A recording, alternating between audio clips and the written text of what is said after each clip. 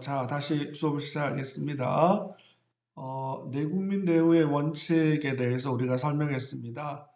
내국민 대우의 원칙이라는 것은 WTO 체제에서 가장 중요한 비차별의 원칙, 차별하지 않는다, 차별하지 않음으로써 자유무역을 확대하겠다라는 것을 만들어내는 대표적인 두 가지 원칙 중에 하나라고 말씀드렸습니다. 비차별 원칙의 첫 번째는 바로 최애국 대우의 원칙, 수입 상품 간에 차별하지 않는다. 수입 서비스와 수입 서비스 간에 차별하지 않는다. 수입 서비스 공급자와 수입 서비스 공급자 간에 차별하지 않는다. 이게 바로 최혜국 대우의 원칙이라고 말씀을 드렸습니다. 어, 이에 반해서 내국민 대우의 원칙이라는 것은 수입 상품과 국내 상품 간에 차별하지 않는다. 수입 서비스와 국내 서비스 간에 차별하지 않는다.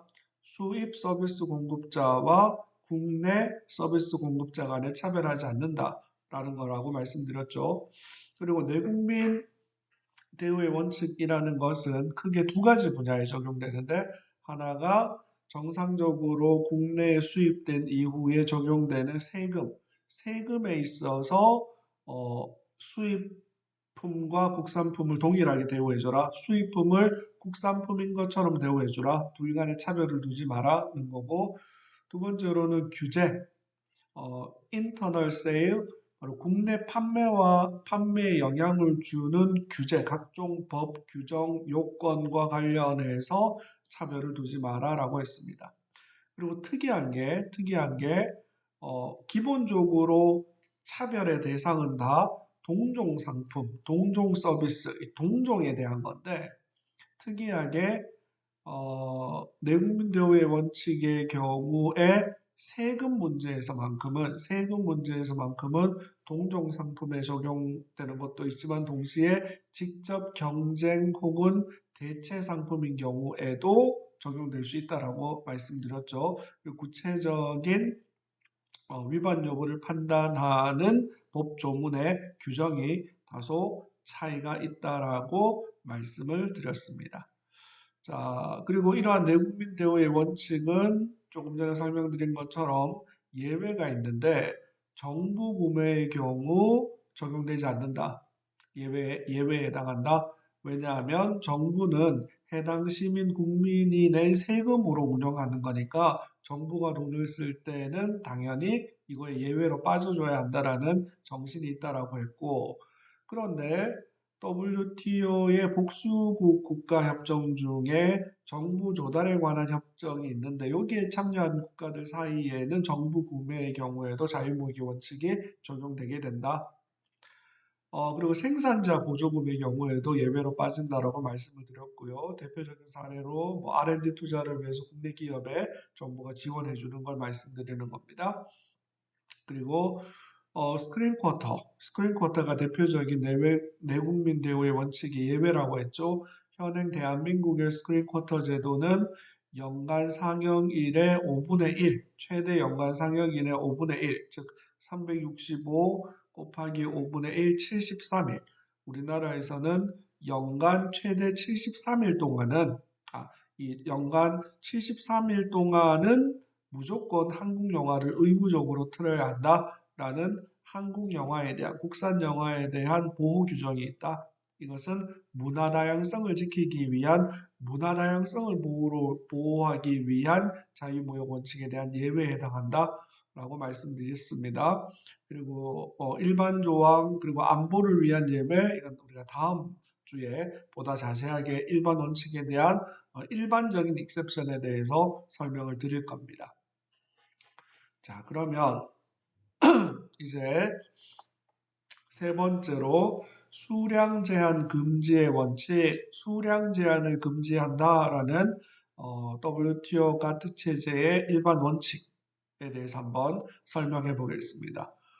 가트 1994 제11조의 내용이 뭐냐면, 11조의 타이틀이 General Elimination of Quantitative Restriction입니다. 아까 말씀드렸죠. quantitative라는 말은 수량적인 거고요. 이 반대말이 qualitative, 이 질이고 quantity는 양이죠. 양. 그러니까 quantitative란 말은 양으로 restriction, 규제, 제한하는 겁니다. 그래서 quantitative restriction을 한 단어로 표현하면 quota라고 할 수 있죠. 아까 screen quota라는 것도 screen, 영화를 상영하는 거에 있어서 숫자로 제한하는 거죠. 스크린 쿼터. 근데 가트 제11조는 바로 수량적인 제한 쿼터에 대한 일반적 폐지 규정이 있습니다. 그러니까 원칙적으로 가트는 수량 제한을 일반적으로 폐지한다. 즉 상품의 수출입 관련 관세라는 건 국경을 넘을 때 내는 테리프이죠. 그러니까 사실은 이걸 customs duties 혹은 테리프라고 하는데 한글로 번역하다 보니까 한자로 번역하다 보니까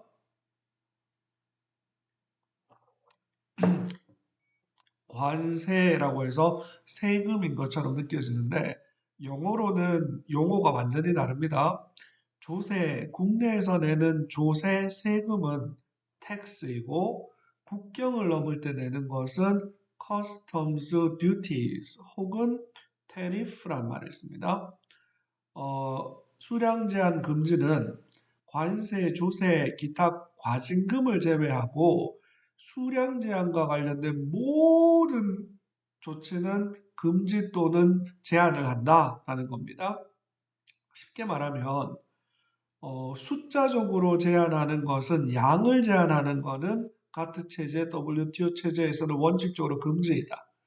자유무역을 제한하고 싶으면 오로지 세금, 조세, 관세, 과징금과 같은 이 돈을 퍼센트에 따른 돈을 올리고 내리고에 대한 방법으로 제한하라라는 겁니다.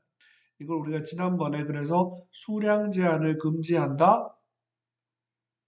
만약 제한하고 싶으면 관세로 바꾸어라 라고 해서 tarification이라고 해서 관세화라는 말을 썼죠. 그래서 가트 체제 1947 가트 체제라는 것은 기본적으로 수량 제한을 관세로 일단 바꾼다. tarification. 그리고 그 관세를 품목별로 얼마를 매길지 몇 퍼센트를 매길지 binding, 관세율을 고정한다. 그리고 그 고정된 품목별 관세율을 표로 정리한다. 그 양허표라고 했죠. 그래서 그걸 concession이라고 해서 양허라고 했습니다. 그래서 그 양허표에 근거한 고정된 관세율을 라운드, 협상을 통해서 점점 관세율을 인하해 왔다. 현행 WTO 체제에서 그래서 공산품의 평균 관세율은 약 8% 수준까지 낮아졌다. 2차 세계대전, 1차 세계대전이 끝나고 2차 세계대전이 시작되기 이전까지 국제사회 평균 관세율이 대략 300%, 400% 정도 되었습니다. 그게 2차 세계대전이 끝난 이후에 그렇게 높던 관세율이 가트 체제에 의해서 점점 낮아지게 되었던 게 결국은 관세율을 고정하고 관세율을 낮추는 자유무역 협상, 다자간 무역 협상, 라운드의 결과물이었다라고 말씀드렸습니다. 그 전제가 바로 비관세 영역이었던 수량으로 무역을 제한했던 quantitative restriction 쿼타를 폐지하고 만약 무역을 제한하고 싶으면 테리프로 바꿔라. 그리고 그 테리프를 줄이는 과정을 통해서 자유무역을 하자. 이게 가트 1994의 바로 수량 제한 금지의 원칙입니다. 그 결과 수입 쿼터 금지입니다. 즉, 우리는 1년 동안 미국은 한국에 얼마 동안 수출할 수 있어? 우리의 입장에서는 얼마 수입 받을 수 있어? 얼마 수입 받을 수 있어? 국가별로 수입량을 제한하는 임포트 쿼터 불법입니다. 그리고 수출 쿼터, 수출을 하는 것도 쿼타, 수량으로 제한하는 것은 불법입니다. 수입 쿼터, 수출 쿼터 설정 금지 및 쿼터를 부과하는 정부의 모든 조치를 금지시키게 되었습니다. 자유무역을 위한 원칙입니다. 수량 제한 원칙. 이러한 쿼터 금지는 그러니까 실제 법적으로 쿼터, 규정상 쿼터인 경우, 근데 규정상으로는 쿼터가 아닌데 사실상 수량을 제한하는 경우에도 모두 다 금지입니다. 우리가 이제 법률 용어 중에 규정상, 법률상 그러하다라는 말을 라틴어로 di jure, di lege라는 말로 표현합니다. 라틴어인데 영어에서도 그냥 씁니다. 그래서 이탈릭체로 표현해서 di lege, di jure라고 합니다. 근데 이 J라는 게 영어로는 J 발음이 나는데 라틴어로는 또 U 발음을 냅니다. 그래서 di jure라고 하기도 하고 di jure라고 하기도 합니다. 여하튼 di jure, di lege라는 말은 법률상 쿼터도 금지다. 근데 여기에 대해서 de facto라고 해서 라틴어인데 영어로 in fact, 사실상 이런 말입니다. 그 법률상은 아닌데 사실상 그러한 쿼터의 효과가 있는 것 또한 모두 다 금지입니다. WTO 체제에서는 원칙적으로 수량 제한을 금지한다. 모든 수적인 제한은 유지하고자 한다면 뭐로 변화되어야 한다? tarification, 관세로 변화해야 한다.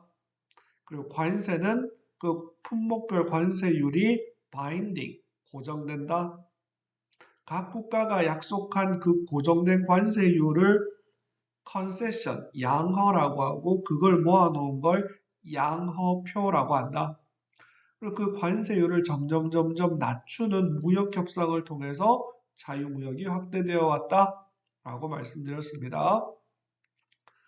자, 이제 수량 제한 금지의 원칙에도 예외가 있습니다. 예외. 어떤 예외가 있냐면 농산품에 대한 예외, 농수산품에 대한 예외, 바로 가트 11조 2항에 따르면 농수산품은 예외적으로 수량 제한을 할 수도 있습니다. 왜 그럴까요?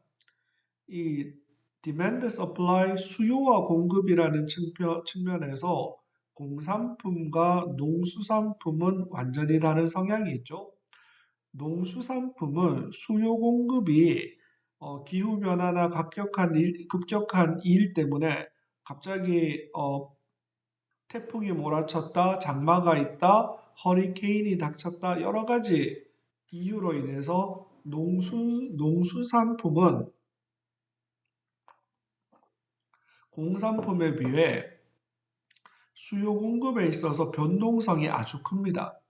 그래서 농수산품 시장은 일정 부분 정부가 개입할 수밖에 없는 부분이 있습니다. 예를 들면 국내에 미국이라는 나라는 대표적인 쌀 수출국인데 만약 미국에서 그 해에 허리케인이 일어나서 지진이 일어나서 농사가 다 망쳐버렸어요. 그래서 국내적으로 쌀이나 밀과 같은 곡물의 생산이 턱없이 줄어들게 되면 이거는 먹고 사는 문제죠, 그죠? 따라서 이 부분에 대한 대외 수출을 수적으로 규제할 수 있습니다. 수출 금지를 하거나 수량 제한을 할 수가 있습니다. 수산품도 마찬가지죠. 그래서 농산품과 수산품의 경우에는 수량 제한을 금지해서 예외적으로 일정 기간 동안 농수산 시장의 안정화를 위해서 회원국 정부가 수량적인 제한을 하는 경우가 있습니다. 예외적으로 허용해주고 있습니다. 다음으로 국제수지 보호를 위한 예외라고 해서 가트 제12조의 규정입니다. 국제수지라는 말은 Balance of Payment라고 해서 우리가 이제 무역을 하게 되면 상품을 주고받는 반대급부로 화폐, 돈을 주고받죠. 그럼 이 돈을 주고받아 서로 결제하고 이것을 그러니까 국제수지 Balance of Payment라고 합니다. 근데 이 Balance of Payment가 이 밸런스가 무너지게 되면 자국 화폐의 가치가 급등하거나 급락하는 상황이 벌어질 수도 있겠죠. 따라서 예외적으로 이러한 화폐의 가치, 자국 통화의 가치를 유지하기 위해서, 즉 국제 수지의 균형을 유지하기 위해서 수출입을 숫자적으로 금지하거나 제한하는 예외가 있습니다. 국제 수지 보호를 위한 예외로서 수량 제한을 할 수 있다. 예를 들어서 수입을 금지하게 되면, 수입을 많이 하게 되면 달러를 외국에 보내줘야 되겠죠. 그러면 그만큼 환율의 변동이 생기겠죠. 따라서 수입을 금지하거나 수출을 금지하는 방법으로 화폐 가치, 통화 화폐 가치를 안정화시키기 위한 국제 수지 보호를 위한 예외로서 바로 safeguard the balance of payment. 이때 safeguard는 그냥 한국말로 보호하다라는 말로 직역을 했습니다.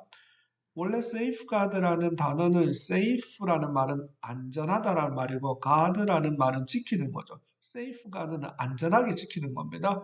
국제 수지, 이 화폐 가치를 안전하게 수출입의 균형을 안전하게 지키기 위한 예외로서 수량 제한을 금지하는 겁니다. 다음 세 번째로 수량 제한을 금지하는 것에 대한 예외로서 스크린 쿼터가 있습니다. 아까 말씀드렸죠. 가트 제3조 10항 그리고 가트 제4조에 규정되어져 있는 스크린 쿼터. 그 스크린 쿼터는 숫자로 제한해서 국산 영화를 보호하는 제도입니다. 즉 수량적인 제한을 하는 거죠.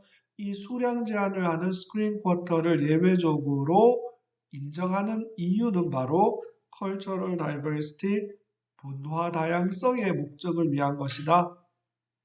현행 우리나라 법률 체계에 따르면 연간 상영일의 5분의 1에 해당하는 73일 동안은 의무적으로 국산 영화를 반드시 상영하도록 규정하고 있다.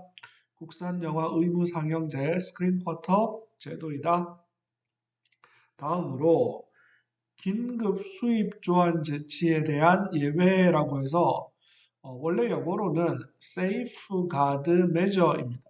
아까 국제수지 보호할 때 이 보호가 영어로 safeguard인데 이때 safeguard는 그냥 한국어로 보호라는 말로 가볍게 번역을 했는데 지금 나오는 safeguard measure라는 말은 일부에서는 이 단어를 그대로 뜻을 살려서 그대로 음을 살려서 세이프가드 조치라는 말을 씁니다. 세이프가드라는 단어를 그대로 세이프가드. 근데 세이프가드 이러니까 이게 생뚱맞은 외래어지 않습니까? 그래서 뜻을 살려서 또 뭐라고 번역하기도 하냐면 긴급 수입 제한 조치. 그러니까 세이프가드는 긴급하게 아주 예외적으로 위험한 긴급한 상황에 한해서 수입 제한, 수입 자체를 금지시켜 버리는 겁니다. 양적으로 제로, 0을 만들어 버리는 겁니다. 수입량을 한 조치입니다. 그래서 이 세이프가드 메저를 한국말로 세이프가드 조치 혹은 긴급 수입 제한 조치라고 합니다. 제가 설명드렸던 아까 지난번에 설명드렸던 그리고 또 앞으로 우리가 배울 내용인데 덤핑에 대한 엔티 덤핑, 반덤핑 조치 그리고 subsidy, 보조금에 대한 countervailing measure, 상계 조치. 그러니까 반덤핑과 보조금 상계 조치는 이미 가트 체제에서도 라운드를 통해서 관련된 코드 규정이 이미 만들어졌고 그 내용이 WTO 체제에서도 수용이 되었습니다. 일부 변형이 되어서. 그런데 이 세이프가드 메저라는 것은 반덤핑 조치 그리고 상계관세 조치, 긴급 수입 제한 조치 요 세 가지를 합쳐서 뭐라고 부르냐면 트레이드 레머디라고 해서 무역 구제 조치라고 해서 요 세 가지를 항상 같이 비교하는데 무역 구제 조치 중에 반덤핑과 보조금 상계관세 조치는 기존에 있던 건데 세이프가드 조치는 WTO 출범과 함께 새롭게 등장한 개념입니다. 전혀 새롭게 등장한 개념입니다. 그래서 WTO 출범과 동시에 새로운 조약이 만들어졌는데 이 WTO 체제 하에 있는 조약 중에 바로 긴급 수입 제한 조치에 관한 협정, 긴급 수입 제한 조치에 관한 협정이라고 해서 The Agreement on Safeguard라고 해서 Safeguard 협정이라는 게 새롭게 만들어집니다. 이 협정은 바로 내용을 아주 쉽게 설명하면 수입의 급격한 증가, 갑자기 외국에서 한국으로 수입되는 양이 급격하게 증가하게 되면 국내 산업에 심각한 피해, serious injury, 아주 심각한 피해가 벌어질 수 있겠죠. 혹은 아직 피해가 일어나진 않았지만 심각한 피해가 벌어질 급박한 위험이 있을 수 있습니다. 이 경우에 예외적으로 긴급하게 국내 산업을 보호하기 위해 일시적으로 수량 제한 조치를 취할 수 있습니다. 나중에 우리가 다시 배울 텐데 덤핑이나 서브시디는 불공정한 행위를 했기 때문에 거기에 대한 대항 조치로서 엔타이 덤핑, 반덤핑 조치나 상계 관세 조치를 하는 겁니다. 근데 긴급 수입 제한 조치는 수출하는 입장에서는 아무런 잘못을 한 게 없습니다. 좋은 물건 싸게 만들어서 더 많이 수출한 것뿐입니다. 근데 수입하는 입장에서는 너무 많이 수입품이 몰려와서 국내 산업이 심각한 위험에 빠질 위험이 있기 때문에 일시적 보호를 위해 수입을 무조건 금지하는 겁니다. 즉, 아무런 잘못이 없음에도 불구하고 해당 상품을 긴급하게 수적으로 수입 금지를 내리는 것, 긴급 수입 제한 조치입니다.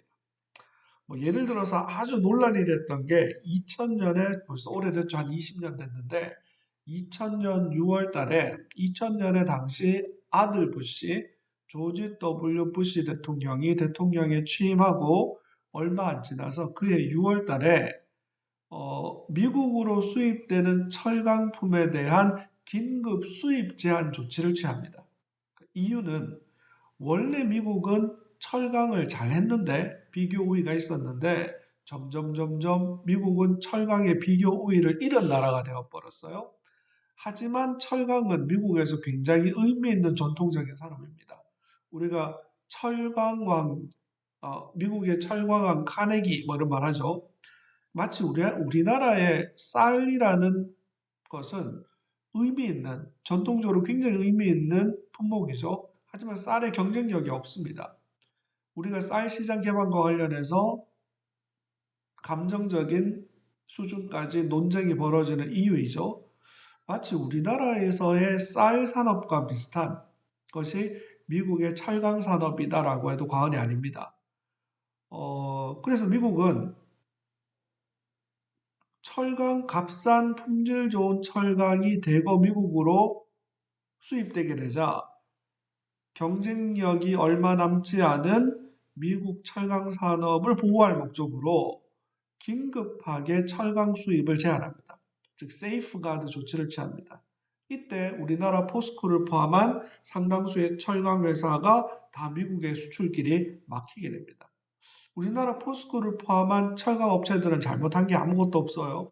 하지만 긴급하게 미국 국내 산업을 보호할 목적으로 취할 수 있는 권리를 WTO 출범과 더불어 세이프가드라는 이름으로 그러한 권리 조치를 인정하게 된 겁니다. 그러니까 이게 바로 수입 제한 금지의 예외에 해당되는 또 다른 사례입니다.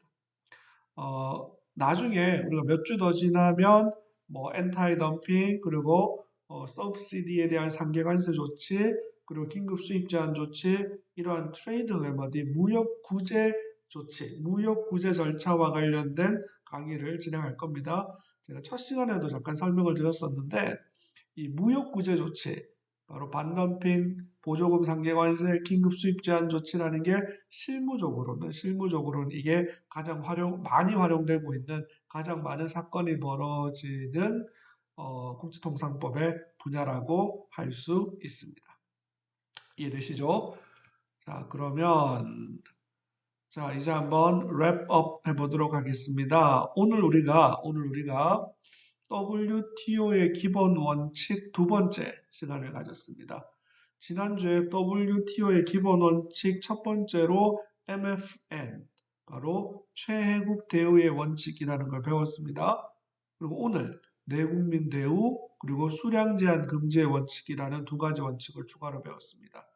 WTO 체제를 지탱하는 가장 중요한 세 가지의 원칙입니다.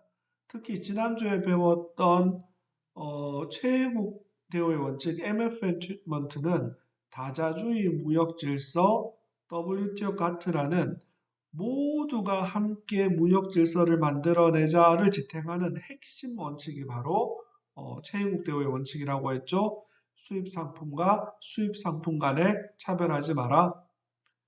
최고의 혜택이라는 대우를 다른 모든 WTO 회원국들에게 주라. 서로 주고받을 권리 의무를 설정한 겁니다. 오늘 우리가 배운 내국민 대우라는 것은 수입 상품과 국산품 간에 차별하지 마라. 전제는 비차별이라는 전제는 뭐라 그랬죠? like product, like services, 동종성이라고 했습니다. 이 동종성을 판단하는 likeness를 판단하는 논의, 이게 실제 소송에서 아주 중요하다 그랬죠.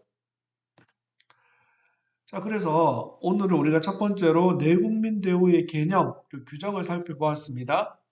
내국민 대우라는 것은 가트, 상품 무역에 있어서 두 가지 측면, 세금, 그리고 규제, 국내 판매와 관련된 규제, 영향을 주는 규제, 그리고 세금, 요 두 가지 측면에서 내국민 대우에 적용하는 방식에 다소 차이가 있다고 말씀드렸습니다. 구체적인 규정 저희가 살펴보았고요. 그리고 내국민 대우의 예외에 대해서도 자세하게 설명을 드렸습니다. 그리고 마지막으로 이제 수량 제한 금지의 원칙, quantitative restriction, 쿼타는 원칙적으로 금지다, 폐지한다. 그래서 1947 가트 체제의 등장으로 인해 모든 쿼타는 무엇으로 변경했습니까? 테리프, 일단 관세로 바꾸는 관세화 테리피케이션 작업을 했다. 그리고 관세화 작업의 결과 각각의 품목별로 우리나라는 몇 퍼센트의 세금을 매기겠다라는 약속을 하죠. 그 품목별 관세율을 약속한 거를 바로 컨세션, 양허라고 표현하고 그 양허를 모아놓은 것을 양허표라고 한다고 했습니다. 그래서 그 고정된 관세를 추후 다자간 무역 협상 라운드를 통해서 점점 줄여가는 방식으로 자유무역을 확대해 왔다. 그럼에도 불구하고 수량 제한의 원칙에도 예외가 있다라고 했습니다. 대표적으로 농산품에 관한 부분, 그리고 스크린 쿼터에 관한 부분, 국제 수지의 균형을 지키기 위한 부분 등의 예외가 있다. 이거 말고도 또 다른 일반적인 예외가 있다라고 했습니다. 우리가 다음 시간에 배울 내용이 바로 기본 원칙에 대한 예외라고 해서 웨이버와 가트 20조에 대한 내용을 다루려고 합니다. 물론 가트 WTO 체제에서 지켜야 하는 원칙은 더 많이 있습니다. 하지만 그 중에서 가장 기본이 되는 가장 중요한 세 가지를 우리가 지금까지 배웠습니다. 바로 MFN 최애국 대우, 그리고 NT 내국민 대우, 그리고 Quantitative Restriction 수량적 제한을 금지해라라는 원칙. 이거 말고도 여러 가지가 있습니다. 하지만 이 세 가지가 제일 중요하기 때문에 우리가 개론 수업에서 이 세 가지를 중심으로 배웠습니다. 근데 이러한 세 가지를 포함한 가트 WTO의 권리 의무, 일반적인 원칙, 권리 의무는 다음과 같은 공통된 예외에 적용이 됩니다. 그 중 하나가 웨이버입니다. 우리말로 의무 면제라고 흔히 번역하는데 가트 WTO에 가입할 때 우리나라는 이런 상황 때문에 이 부분에 대한 의무는 일정 기간 동안 어떻게 면제해달라 그 웨이버에 대한 부분. 두 번째로는 가트 20조. 가트 20조에도 여러 가지 예외가 있는데 대표적인 게 환경보호, 인간의 건강, 이걸 위해서는 자유무역을 일부 제한하고 규제해야 된다에 대한 부분입니다. 다음 주에 관련된 내용들 한번 배워보겠습니다. 우리가 기본 원칙을 배우고 예외를 배우고 나면 이제 구체적인 케이스, 가상의 케이스, 실제 케이스를 적용해보는 작업을 해볼 수 있을 것 같습니다. 자, 이렇게 해서 우리가 오늘 7주차 강의를 마쳤습니다. 7주 동안 공부 열심히 하신다고 수고 많으셨습니다. 그러면 푹 쉬시고 다음 주에 또 행복한 얼굴로 밝은 표정으로 뵙도록 하겠습니다. 그럼 잘 지내시고 다음 주에 뵙겠습니다. 감사합니다.